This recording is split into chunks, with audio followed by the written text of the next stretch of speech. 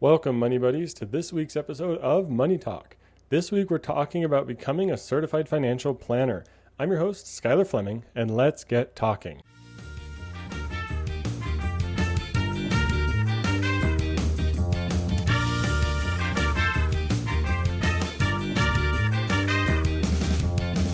I am really excited about today's episode because I'm pulling back the curtain on something that has totally changed the trajectory of my career and honestly my life. We're diving into my journey towards becoming a certified financial planner, what it took, why I did it, and everything I learned along the way. Back in early fall 2024, about 11 months ago, I was thinking about moving into the direction of financial planning and a subsequent career change into financial planning and away from marketing. My degree is in public relations and advertising, so this is going to be a big deal since I would be moving away from something that I worked to get a degree in. Of course, public relations and marketing are very applicable in all sorts of aspects of business, so I wouldn't be leaving behind my knowledge entirely, but this would represent a switch from one career realm to another. Now, this got me very excited. I've been doing my podcast, Money Talk, since September of 2021, which is actually longer than my last job that I had in marketing. So you could tell I really enjoyed personal finance, and I wasn't surprised by this inclination to change over to financial planning. I've helped clients here and there with financial coaching, which gave me a great taste of planning in the coaching world. So when I started to think about this career change, I was very intrigued. All of that is what we're going to be talking about in today's episode. I want to walk you through what it's been like for me as a career changer in working to become a certified financial planner. And if you've wondered what a CFP actually does, what goes into becoming one, or whether it might be the right path for you, even if you're just curious about how someone makes the career leap into financial planning, this episode is for you. I'm going to get real with the highs, the lows, the late night studying, the major mindset shifts that I had to go through. And I'm recording this episode the day after taking my CFP exam. And guess what? I passed. I wrote that line before I actually took the exam because I wanted to instill in myself that I was going to be able to do it. I'm going to detail more about what it took, but I actually passed. I was beyond excited to see the preliminary pass come up on my screen when I clicked submit. And now this means I'm a candidate for CFP certification. Though I'm not a fully certified CFP professional yet, which requires some more experience hours that I'm working on earning, I'll walk you through in this episode all the different things that you need to think about when working to become a CFP for those who are interested.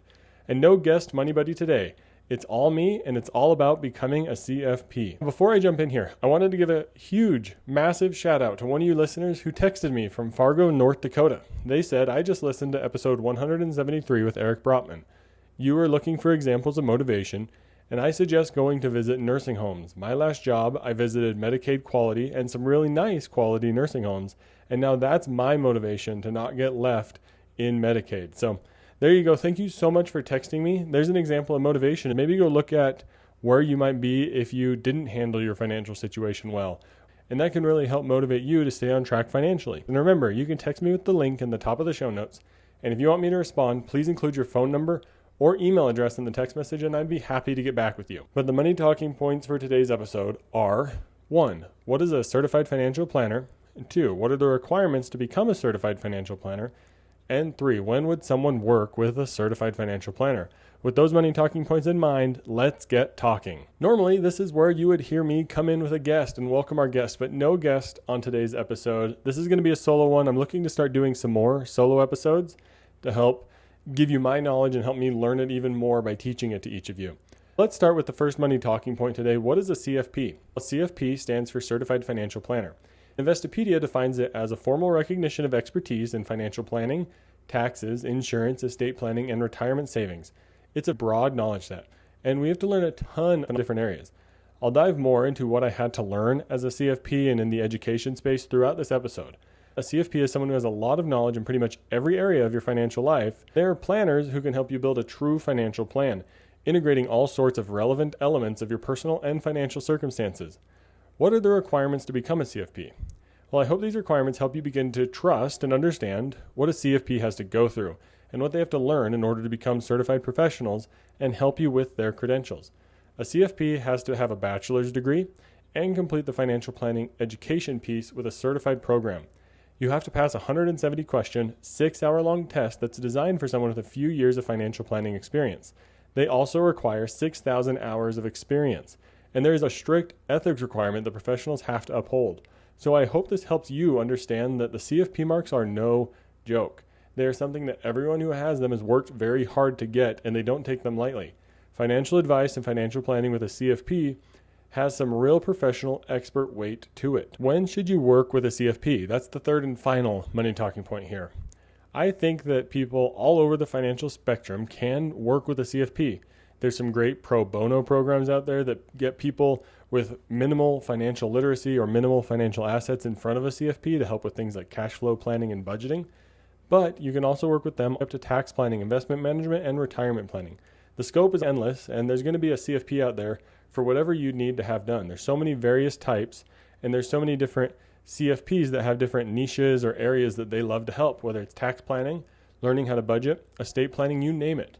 There's going to be a CFP in that area that can help you, and I think that's what's so great about it.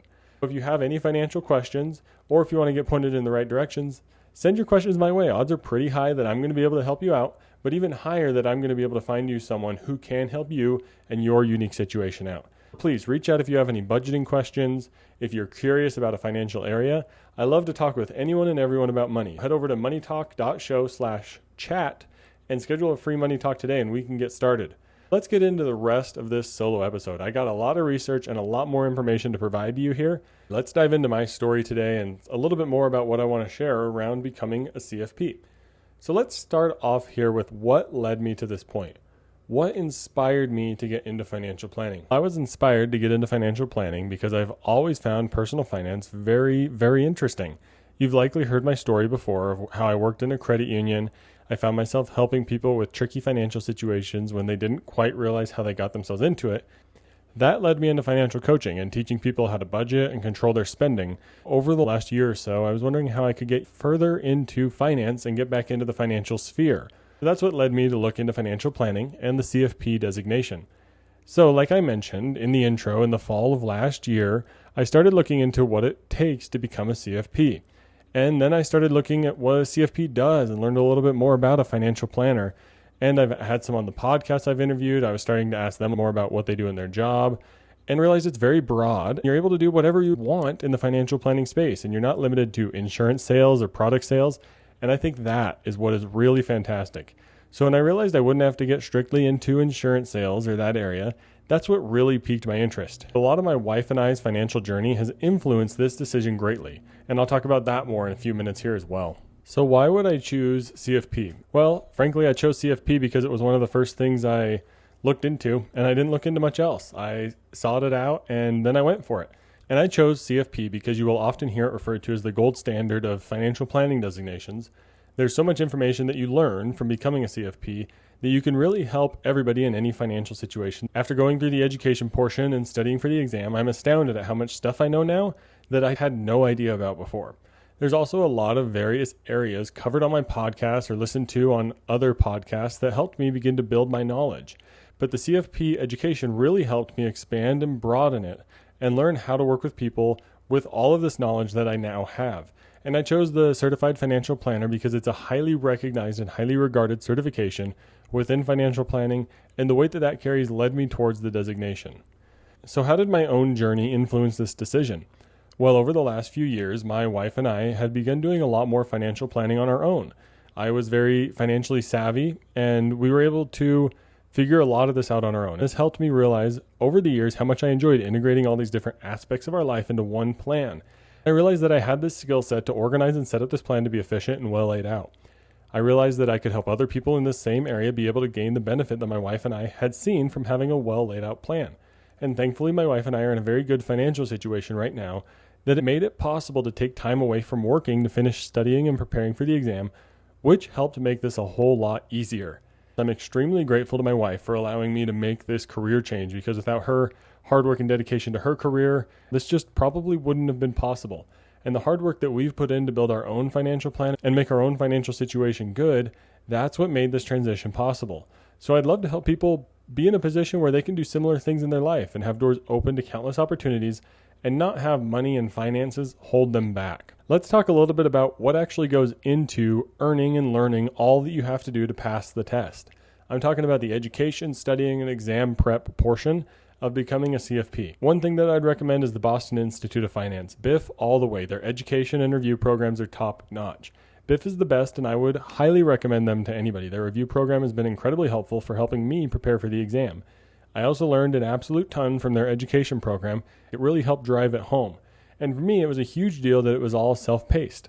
I'm very good at learning on my own and setting a schedule for myself, but they also have live programs that you can go along with a cohort of people. But for me, self-paced and on-demand is the way to go. Now, I do want to share how much time I spent in all of these different areas. I tracked all of this from the very beginning because I wanted to be able to look back and say, how much time did this take me to earn the CFP designation? So let's go through it.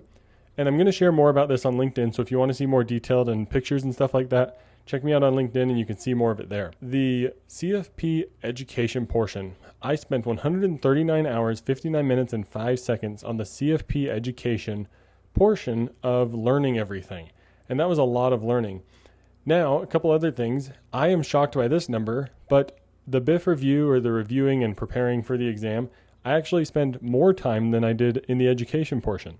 I spent 152 hours and 14 minutes in the BIF review material. I spent 38 hours and 24 minutes with CFP general exam review, and that was kind of materials from other places, like reading the Code of Standards and Ethics of Conduct, things like that. And now I spent 7 hours and 55 minutes on CFP practice exams.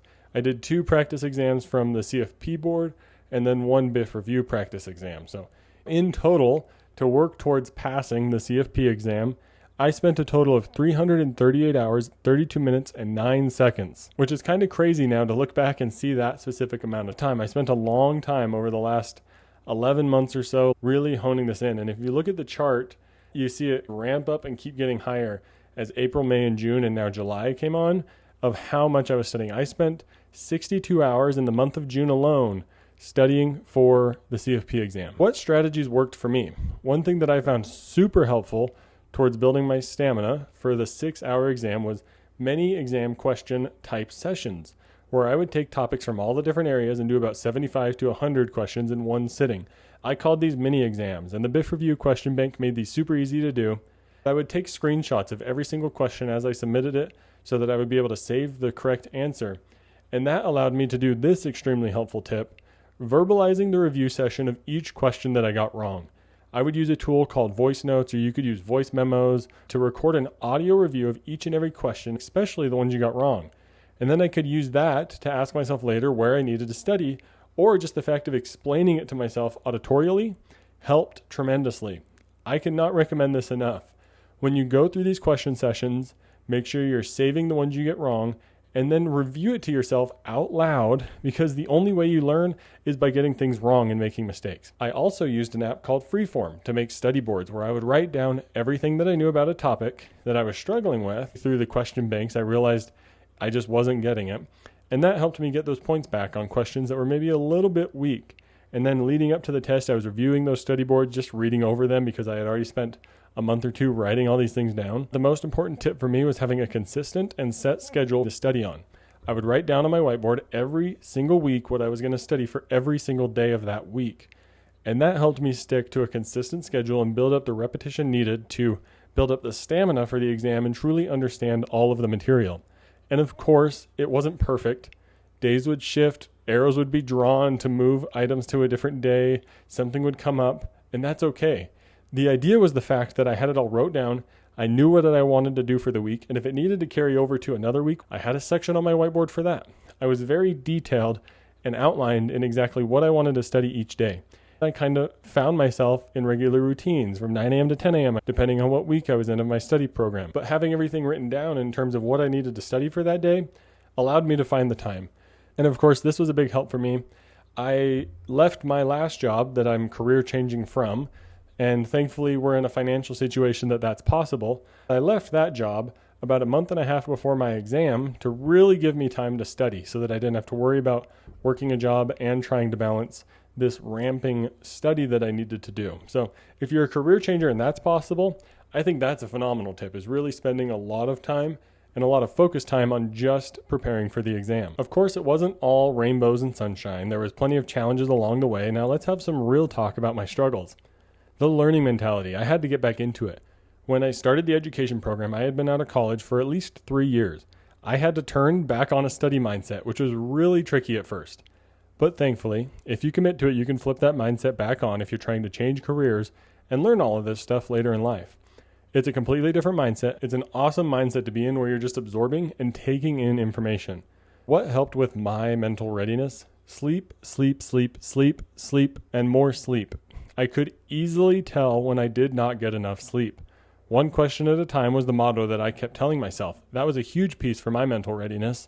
I had to realize that I had to work up to the point where I was going to be able to pass. It was very overwhelming at the beginning with how much stuff I had to learn, and I realized I had to take it step by step, and it was going to take time. Repetition was also extremely helpful for understanding the context fully. Now, did I ever doubt myself? If you're thinking about becoming a certified financial planner and you're right at the beginning of the process and you're saying, wow, can I do this? Yeah, I said that same thing to myself. Of course, I doubted myself. There were several times where I thought about stopping and just taking the loss on the education program. You can ask my wife. There was plenty of times where I heavily doubted if I was going to be able to pass the test in the end. And guess what? I passed. I even doubted myself before I began because of the 6,000 hour experience that's needed. I found the most helpful thing to do when I doubted myself was to just stop and take a break. Breaks are a huge helping point, and don't be afraid to take breaks, pause, and reset your mindset. What was the most difficult part? Well, the most difficult part for me was getting through a series of incorrect or misunderstandings. On the question banks, for example, a series of incorrect answers in a row would decimate my mentality. And I mean decimate. I would be so upset. So learning to persevere when I didn't know a couple questions in a row, that was a huge deal. Or if I struggled with a couple pages in a row of material, that was the hardest part for me. Learning to break through that mud I got stuck in and breaking through that helped me tremendously. And one of the things that I learned that also helped is that incorrect answers are an opportunity to learn. If you're not getting things wrong, then what else are you going to learn? One of the things that I thankfully picked up on pretty quickly and hammered into my head was the fact that incorrect answers are learning opportunities. To me, it would be scarier to go into the exam getting 95% or 100% on every practice exam up to that point because you don't really know what you don't know. Missing questions is a valuable opportunity to learn, and without missed questions, you wouldn't know where you can improve. This helped me change my mindset a lot and made me a lot more excited for missed questions than decimated like I described a minute ago. This also helped me be more willing to review and study things that I got wrong. One question at a time. That's what I had to keep telling myself. It became a motto for me because if I tried to do too much, I'd get hung up and frustrated. If I tried to speed through a series of questions, I would get frustrated. If I tried to do 2 or 3 at a time, or if I'm thinking about too many things at one time, I'd get them all wrong. I am done for if I try to do that. So beyond just the exam, I think I need to apply this to my entire life and do just one thing at a time and stop trying to juggle so many different balls all at once. Next, I want to teach you all about what do CFPs learn about? What do they know? The education areas are professional conduct and regulation, general principles of financial planning, risk management and insurance planning, investment planning, tax planning, retirement savings and income planning, estate planning, some psychology of financial planning, and financial plan development. There's a lot of stuff wrapped up in all of those areas, and a lot of them cross over. I'm extremely thankful to the amount of knowledge that I now have in the financial planning realm. The knowledge is broad and will help guide people in the right direction. I truly believe that I can help everyone with a financial question, whether it's answering it for them or pointing them in the right direction. I know that there's so much more now that I know than I did a year ago because of the education and review program that I underwent. So what topic was the hardest for me? Heading into the CFP exam, what was I worried about the most? And that was tax planning. A lot of information about tax planning I feel is just pulled out of a hat and made up. So it's a lot of memorization in my opinion, and it's a little bit tricky to understand the nuances of it and the purpose behind it, especially when it comes to the limits and phase-out ranges. I joked with one of my friends who's studying to become a CPA that it feels like some of the numbers applied to financial planning in terms of tax stuff are just pulled out of a hat, and he agreed. They're just mixed up, random. It's like they typed into ChatGPT, give me a random number between 150,000 and 200,000, and they said, that's the phase-out limit. So in my opinion, tax planning was one of the hardest areas for me to wrap my mind around. But by the end of my studying and reviewing, tax planning was one of my stronger areas. And that's because I worked hard, I reviewed hard, and I put in a lot of effort to learn from my mistakes as I went on. So let's talk about the exam experience. I want to share what the exam was like for me. It was a roller coaster. There were a few moments where I could feel that my brain was tired because my mind would start racing and I had to calm down and slow it down. There were several moments where I wasn't sure if I was going to pass, and there were a couple other moments where I was like, that question was the easiest thing I've ever had to answer. It was a roller coaster. I was up and down the whole time. I lost track of time. I didn't really know what time it was in the outside world. I was so focused on the exam and on my timer, and I worked through it at a good pace. I used my extra time to go back to questions that were trickier.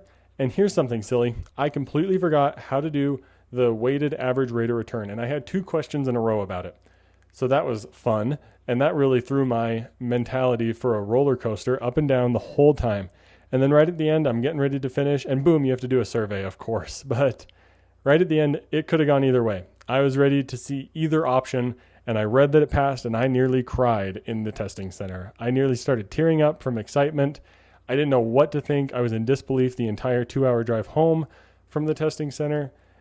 It was such a crazy experience, definitely one of the hardest exams I have ever taken in my life, just for the sheer mental ability that it takes to get through that long and that challenging of an exam. So what's my advice for others at this point on the other side of the exam, where all I need to work through is the experience hours? If you're really interested in personal finance, I would absolutely say to look into the CFP. Even if you're interested in early retirement, or maybe you're already retired, taking a CFP education program may not be a bad idea, so that you know how to build your own financial plan. I've also heard that there's a lot of potential for older financial planners to retire soon. So if you're younger and interested in financial planning, this could be a great opportunity for you. What do I wish I had known before I got started? Well, I wish I had known the time frame that I needed to consider for the education program and the review program. I started my very first course on October 7th, 2024, and took the exam July 15th, 2025. So I hope that helps give you an estimated time range. I do think I was pretty fast, and I did it in a shorter than average time frame.